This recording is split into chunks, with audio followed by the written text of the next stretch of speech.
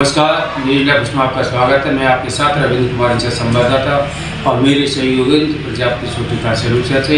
इस समय पर हमारी टीम झंझावात क्षेत्र के गांव गहना गोवर्धन से जुड़ी हुई है। यहाँ तक कि यहाँ पर एक महाकवि सम्मेलन का आयोजन हो रहा है। वहाँ पर हमारे उपस्थित विश्व विख्यात महाकवि हरिओम पवार जी भी रस के हैं, तो वो हमसे जुड़े हुए हैं। तो उनसे आप जानकारी करते हैं, आप हमसे जुड़े रहेंगे। तो सर आप धन्यवाद। मैं आपके सभी दर्शकों को आभार व्यक्त करता हूँ और इस जाते हुए वर्ष और आते हुए नव वर्ष की अनंत शुभकामनाएं देता हूँ। मैं आभारी हूँ कि आपके माध्यम से मैं आपसे बात कर रहा हूँ, लोगों से बात कर रहा हूँ। आप मुझसे कुछ भी पूछिए तो मैं जवाब दूँ। तो सबसे पहले मैं आपसे पूछना चाहता हूँ सर कि आपने कितनी उम्र में कविताएँ लिखी और आपने प्रस्तुत की? मैं LLM का जब विद्यार्थी था 23 साल की उम्र में LLM का छात्र रहते हुए कविताएं लिखी और मैं जयप्रकाश नारायण जी के आंदोलन का हिस्सा।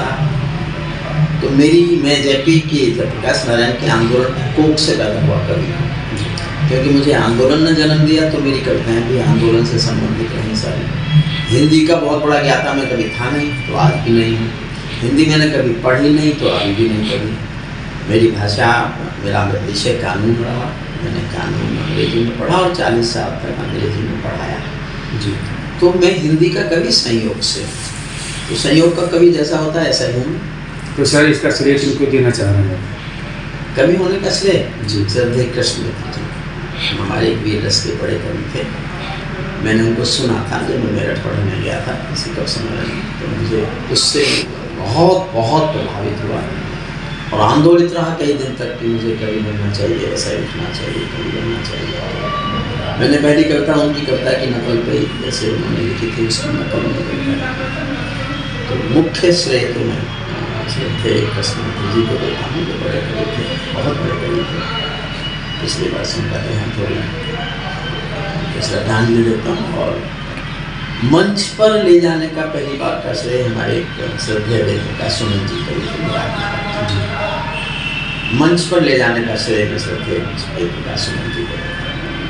वो मुझे पहली बार, सबसे पहली बार मंच पर ले गया। तो सर मैं आपसे पूछना चाहता हूँ कि आपकी कविता के द्वारा मैंने एक प्रश्न सुना था कि उत्तर प्रदेश में बसपा सरकार के जो मुखिया हैं बहन मायावती जी ने एक देशभक्त की जो पत्थर था वो उसको हटाया। चंद्रशेखर आजाद के नाम के वो प्रकरण क्या है सर? प्रकरण ये है कि एक महाविद्यालय पहले से चंद्रशेखर आजाद के नाम पर था जी। मायावती जब पहली बार मुख्यमंत्री बनी जी, तो पहली बार अपने समर्थन से तो बनी नहीं थी जी, उनको समर्थन भाजपा का था पहली बार। तो उन्होंने जाकर के उस महाविद्यालय का नाम बदला जी। महाविद्यालय का नाम बदल कर उन्होंने अम्बेडकर जी के नाम पर किया। अच्छा, अम्बेडकर जी से किसी को शिकायत नहीं है। अम्बेडकर जी भी बहुत बड़ा नाम है भारत के लिए, जितनी बड़ी उनकी बहन है संविधान का, उनका कॉन्ट्रीब्यूशन कोई नहीं भुला सकता। तो तब एक पत्रकार ने हिम्मत की कहा क्या कर रहे हैं जी, ये महाविद्यालय चंद्रशेखर आजाद के नाम पर है। तो पलट कर बोली कौन चंद्रशेखर आजाद? वो आतंकवादी जी। सरेआम चंद्रशेखर आजाद को आतंकवादी कहा और ये पूरा देश चुप रहा जी, पूरा देश चुप रहा। मैं सोचता था भाजपा के लोग तो बड़े आदर्शवादी हैं और चंद्रशेखर आजाद के नाम पर, ये शहीदों के अपमान के नाम पर बिल्कुल गुस्से में आ जाएंगे और माफ़ी मंगवाएंगे या सरकार गिरा देंगे जी। कुछ भी नहीं, कुछ भी। मैं मिलता था उन दिनों अटल जी से, अडवाणी जी से, मेरा उनके घर आना जाना था जी। मैं अडवाणी जी से शिकायत करने गया, बोले ही नहीं। मैं फिर श्रद्धेय अटल जी के पास शिकायत करने गया, बोले ही नहीं। बहुत देर बाद जब मैं जिद करता रहा कि ये हो क्या रहा है, बोले क्या तू चाहता है सरकार गिरा दें? तो उनके आगे तो मैं डर लगता था, कुछ बोला नहीं। मैं बाहर चुपचाप निकलता हुआ अपने मन में सोचा मैंने कि मत गिराओ सरकार, खुद गिर लो जितना गिरना है। और मैं चलाया, दोनों से कह के आया कि कविता लिखूंगा और इस विषय पर मैं बोलूँगा, क्योंकि मैं आपकी पार्टी का मेंबर हूँ। फिर मैंने चंद्रशेखर आजाद पर, इससे बढ़कर और शर्म की बात नहीं हो सकती थी। आज़ादी के परवानों पर घात नहीं हो सकती थी। कोई बलिदानी शेखर को आतंकी कह जाता है, पत्थर पर से नाम हटाकर कुर्सी पर रह जाता है। एक लंबी कविता मैंने सत्ता में शामिल थे और भाजपा को मैंने लपेटा उसमें। ये जो भारत माता की जय के नारे गाने वाले हैं, राष्ट्रवाद की गरिमा गौरव ज्ञान सिखाने वाले हैं, जो छोटी छोटी बातों पर संसद में अड़ जाते हैं, श्री राम मंदिर मुद्दे पर सड़कों पर लड़ जाते हैं, 60 दिनों तक रथ लेकर जो 60 दिनों तक स्वर्ण जयंती रथ लेकर जो घूमे थे, आज़ादी की यादों के पत्थर पूजे थे चूमे थे, इस घटना पर चुप बैठे थे, सबके ऊपर ताले थे, तब गठबंधन तोड़ा होता जो कुछ भी न पाए थे। तुम सत्ता में शामिल थे, जो टूट काट भी सकते थे, जो जीव शहीदों पर थूके वो जीव काट भी सकते। तो सर आप अपनी जैसे कविता में युवाओं के लिए जोश भरते हैं, देश के भक्ति के लिए, और आज युवाओं के लिए मेरा उद्देश्य है ना चाह रहा है कि मैं बहुत आजकल मेरी उम्र ऐसी हो गई है, मैं बहुत सच बोलने लगा। जी मैं ये कविता किसी में जोश भरने के लिए नहीं गाता जी, मैं किसी समाज का उद्धार करने के लिए कविता नहीं गाता, मैं पैसा कमाने के लिए कविता गाता हूँ जी। मुझे पैसा नहीं मिले तो मैं आऊँ ही नहीं। तो अगर मैं उद्देश्य मेरा जोश भरना हुआ होता तो मुझे सड़कों पर जाकर खड़े हो जाना चाहिए था कविता पढ़ने के लिए जी। जहाँ चौराहे पे भीड़ है वहाँ मुझे कविता पढ़नी चाहिए थी जी। अभी मैं जयपुर था कुछ दिन पहले, तो एक बहुत मॉडर्न लेडी आई, कोई बहुत सूटेड बुक लगा था, भारत में पढ़ी भी नहीं हो, विदेश की कोई। बोले आप इतना अच्छा बोलते हैं, इतना अच्छा आप कविता गाते हैं, क्रांति क्यों नहीं होती? जी। मैं कभी क्रांति करने आया ही नहीं और ना आ पाई क्रांति करने। आप मनोरंजन करने आए, मैं पैसा कमाने आया। जिस दिन मैं पैसा कमाने नहीं आऊंगा और आप मनोरंजन के लिए नहीं आएंगी, इन्हीं कविताओं से क्रांति हो जाएगी। लेकिन मेरा उद्देश्य क्रांति है नहीं। युवा के लिए क्या संदेश देना चाहते हैं? मेरा युवाओं के लिए संदेश है कि देश को इष्ट मानो, किसी धर्म के हो, किसी जाति के हो, किसी संप्रदाय के हो, नेशन फर्स्ट। देश को इष्ट मानिए, देश को देवता मानिए, देश को अपना पूज्य मानिए। आपका एक भी काम ऐसा नहीं होना चाहिए जिससे देश को किसी भी तरह का कोई नुकसान पहुंचता है। फिर आप कुछ भी करो, अपना पैसा कमाओ, बिल्डिंग बनाओ, व्यापारी बनो, प्रॉपर्टी डीलर बनो, कुछ भी बनो, आपके काम से मुल्क का नुकसान नहीं। हम देश के आम आदमी, जो देश बहुत दिन गुलाम रहा है, 900 साल गुलाम रहा है, और जो देश मुट्ठी भर मुगलों ने गुलाम कर दिया वो आके, मुझे तो आश्चर्य है कि वो लोग थे कैसे, इतने डरपोक थे क्या? और मुझसे कोई पूछता क्यों हुआ देश गुलाम, मैंने इतिहास पढ़ा, कई सौ साल का, पीछे का हजारों साल का इतिहास पढ़ा जी। तो एक सच सुनेंगे, बताएंगे अपने लोगों को, मेरे मुंह से निकला हुआ जी। जब इस मुल्क पर हमले शुरू हुए तो जो बहादुर कौम थी उसने सामना किया, वो लड़ी, कटी और मर गई। जो कायर थे वो बच गए जी।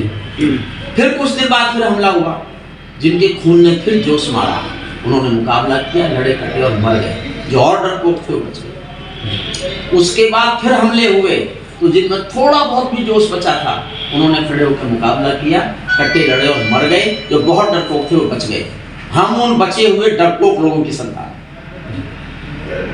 इसलिए हम पर किसी ने भी हमला करके हम पर गुलामी का हुकूमत जमा ली, हुकूमत कर ली हमारे ऊपर। तो आज कोई भी अगर देश से प्यार करने लगे, देश से प्यार करने का जज्बा लगे जी। जापान में पानी की कमी है, आप किसी होटल में जाके कहेंगे सब पानी पीना चाहते हैं तो वो आपको एक गिलास पानी देगा जी। और आपने फिर कहा मुझे एक गिलास और चाहिए, तो दूसरी बार वो आपको आधा गिलास पानी देगा जी। आप पूछेंगे क्यों? वो जानता है कि एक गिलास आप पी चुके, दूसरा पूरा गिलास आप नहीं पी पाएंगे जी। आप आधा गिलास पानी हमारा वेस्ट ना करें, इसलिए आपको आधा गिलास दें। आप आश्चर्य करेंगे, दुनिया में जो देश अपने देश को प्यार करते हैं, देश की जनता से प्यार करते हैं, एक सारे यूरोप के देशों में एक फैशन शुरू हुआ है, खाना खाने जाएंगे, मैं खाना खा रहा हूँ, +1 माने एक आदमी के खाने के पैसे और दे रहा हूँ। कोई भूखा आएगा तो उसको खाना इस पैसे से खिलाता, वो कौन होगा कोई नहीं जानता।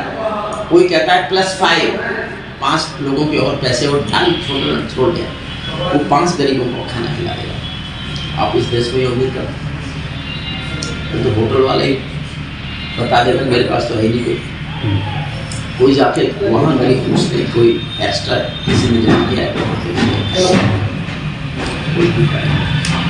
हालांकि भारत में भी अब कोई भूखा नहीं रहता। जिस देश में 60 करोड़ लोगों को या 80 करोड़ लोगों को फ्री में अनाज मिलता हो, तो उसमें अब मैं मोदी को इसीलिए केवल सैल्यूट करता हूँ, मैं राजनीतिज्ञों का बहुत प्रशंसक जीवन में रहा नहीं हूँ कभी भी किसी का भी, लेकिन 1914 के बाद भूख से मौत नहीं होती, ये सच है। जब इससे पहले 3 लाख लोग एक साल में भूख से मर गए, ये सरकारी आंकड़े 3 लाख लोग, और ये सरकार के आंकड़े, खाद्य विभाग के आंकड़े हैं।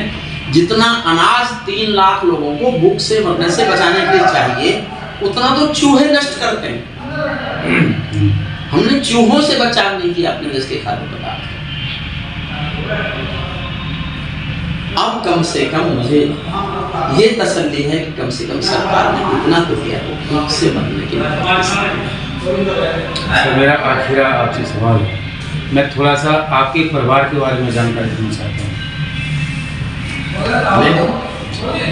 मेरा परिवार में और मेरा देश और जानकारी चाहते हैं। आपके माता पिता के बारे में? मेरे माता पिता देवलोक में कर चुके हैं। हम 4 भाई थे, 2 भाई भी देवलोक में कर चुके हैं, एक छोटा भाई है।